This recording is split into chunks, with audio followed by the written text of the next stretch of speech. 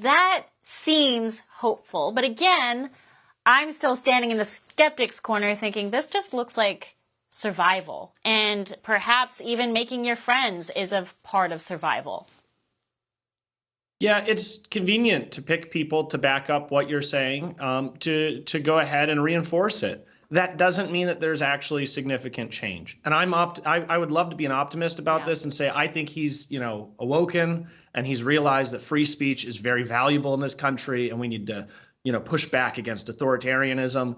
I don't know that that's the case.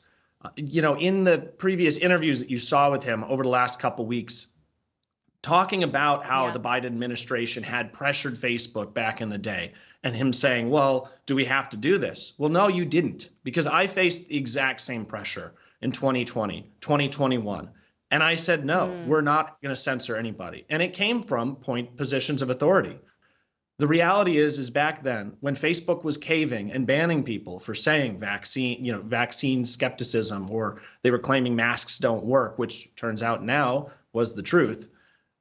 If you said that back in 2020, 2021, you would have been booted from his platform. And it set the precedent for the entire industry, not just for Facebook, but for the entire social media industry, that if you didn't also follow suit and ban per whatever authoritarian requests came in, that your platform was at risk of not following the industry standard that Facebook set.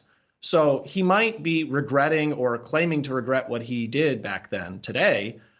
Unfortunately, it doesn't change the fact that they didn't stand up and do the right thing. And a morally and principled company that actually had core beliefs in free speech and privacy rights would have said, the government has no authority here. I understand that there's some business interests and risk if we don't ban this content, but we're going to stand up and do what's right. And that is stand up for your privacy and your free speech.